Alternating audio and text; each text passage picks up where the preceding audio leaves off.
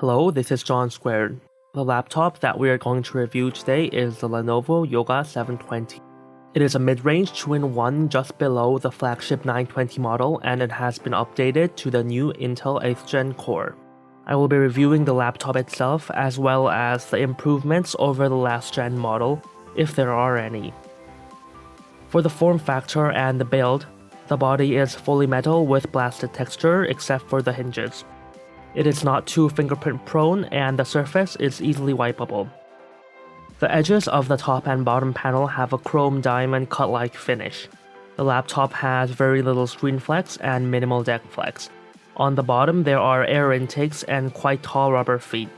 This also works to prevent scratches in the tablet mode. The front is fully glass and the top and side bezels are thin. However, the bottom bezel is one of the thickest on laptops of this class. So the overall form factor is average among similar laptops. The weight of 1.3 kilograms is a bit heavy for a 13-inch laptop, but this is inevitable due to the touchscreen, glass, and extra reinforcements to the body. Coupled with fairly compact and light 45-watt charger, the portability is good enough. As this is a 2-in-1 laptop, I will be going more in depth to usability than usual. In tablet mode, the edges when flipped over has hard corners and the metal is a bit slippery. Due to this, there is no comfortable and robust way to hold a laptop for extended periods of time. The large bottom bezel is probably the best place to grab onto, but holding it for a long period of time gets tiring after a while. Also, since there are no rubber feet on the wrist rest, it is prone to scratching when placed keyboard down on coarse surfaces. Hence, while the tablet mode may be useful for short hand-holding sessions or when you can put it down, walking around and using this as a conventional tablet may be uncomfortable. These issues are not a problem solely limited to this laptop and will apply to the vast majority of flipping 2-in-1 design laptops as they share the hard edge and metal surface design. One area where the 2-in-1 design is useful is when drawing, as it can hide the keyboard when using the pen, and in tent mode it is more firmly planted. It may also be of use when you are trying to move the screen forward from your desk, as the space on the front is eliminated. For the touchscreen and the pencil, the touchscreen is nice with no visible issues, although it is rather prone to fingerprints more so than the average phone screen with a good oleophobic coating. The pen is a Wacom stylus which uses quadruple A batteries, and its texture is very similar to a Galaxy Note device of a slightly rubbery plastic tip on glass. The delay is not very long and is adequate for writing and drawing. The usage of Windows as a tablet touch operating system will be reviewed in a separate video as there are many things to mention apart from the laptop itself. The I/O is subpar with two USB-C 3.1 ports, of one which is Thunderbolt 3 capable, and one USB 3.0 slot. There are no other dedicated display out ports or SD card slots, although the dongles for USB-C to HDMI or VGA comes included in the box. For the screen, the 1080p IPS touchscreen is a slight upgrade over the last gen's panel. It is very nice, but limited by strange suboptimal calibration from the factory. With a bit of calibration, it can become a very good display. The brightness is good at 270 nits and contrast is above average at 870:1. The gamma is improved from the last gen model and is very good at sRGB coverage of 94% and viewing angles are also excellent. However, the out-of-the-box calibration is rather strange. It has OK grayscale accuracy and gamma of delta E 1.7, but colors are severely off, especially in the greens, and color gamut is limited by default. When calibrated, however, the gamut is very good, only showing hints of desaturation in the reds and greens, which will not be noticed by many. The screen does use PWM dimming, but it seems to be over 500 Hz, and many people will not notice nor be bothered by it. The anti-reflective coating is quite nice, and while the brightness is lacking for viewing in direct sunlight, In shadows, it is certainly usable.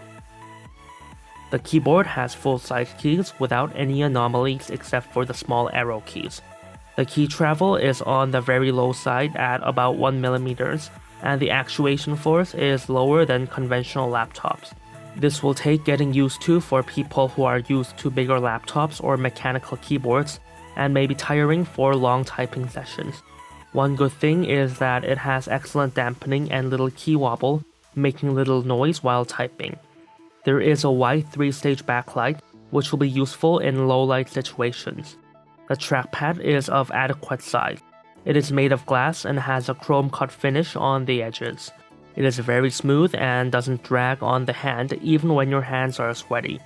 There is minimal delay, and it is fine to use this laptop without a mouse in everyday use.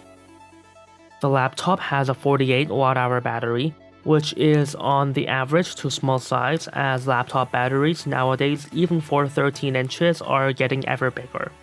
The touchscreen and digitizer laser also decreases the battery life. The battery life is not class leading, but it is still good enough for a day's use for most people. There is a feature to limit charging at 60% to elongate the battery life, and express charging.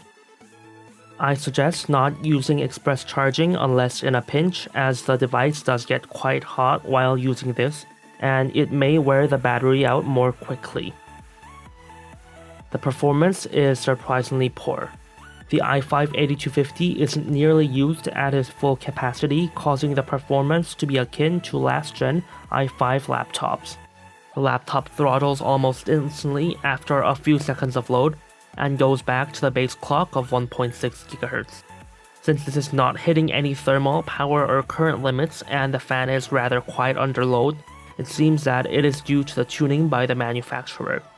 This is also true in case of non-synthetic loads such as video rendering and general calculation. The only time this laptop can be seen boosting near the 3.4 GHz limit is in extremely brief moments at the start of load. Due to this, the laptop's performance is rather underwhelming under load, and it performs worse than many last-gen i5 CPUs. An option to increase performance at the expense of noise and thermals would have been nice. The GPU performance is also similar to last-gen CPUs due to the heavy throttling. Noise and thermal levels will rise very quickly when the GPU is loaded, reaching upwards of 85 degrees in stress tests. Hence, at this point, this essentially provides no significant performance increase over the last-gen CPU models, and the last-gen Yoga 720 will provide very similar performance for a lower price. The laptop has very low noise levels due to its throttling when the CPU is loaded, but in GPU loads the noise level will be increased a bit to the degree of low-power gaming laptops. With comparatively high noise levels and high thermals, it seems that the cooling system is inadequate for load without throttling. There will be noise tests, however, none for CPU load only, and only for synthetic stress. A normal person's voice speaking at about 30 centimeters.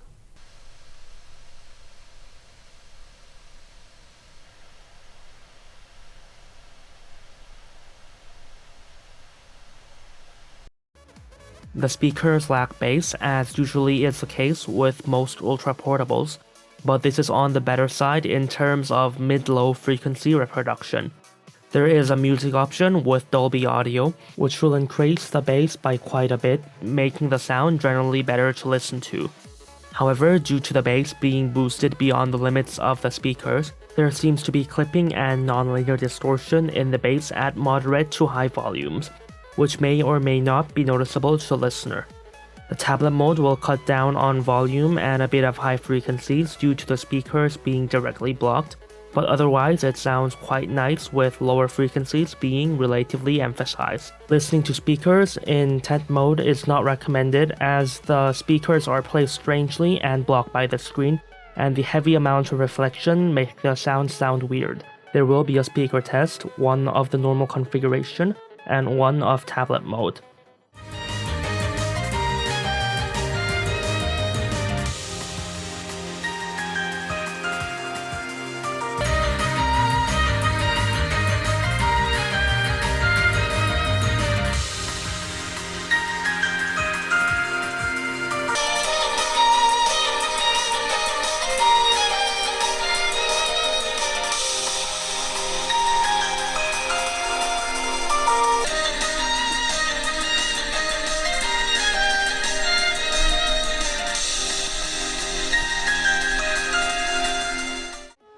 In conclusion, the laptop is a 2-in-1 with a very good screen and nice speakers. In tablet mode, it makes for a good media consumption device. With the excellent trackpad, acceptable keyboards, and good enough battery life, it makes an okay office device as well, and the flexibility of the 2-in-1 design helps in certain tasks. But there is a lack of performance improvement over the last gen model due to heavy throttling. Hence, the last gen model is essentially the same with a marginally worse screen and a very similarly performing CPU at a lower price. So you should only consider buying this model if you think the slightly wider color gamut is worth the $100 difference in price. If you don't think so, then just go for the last gen Yoga model. This was John Squared. Like and subscribe if you want to see more of these reviews. Thank you for watching.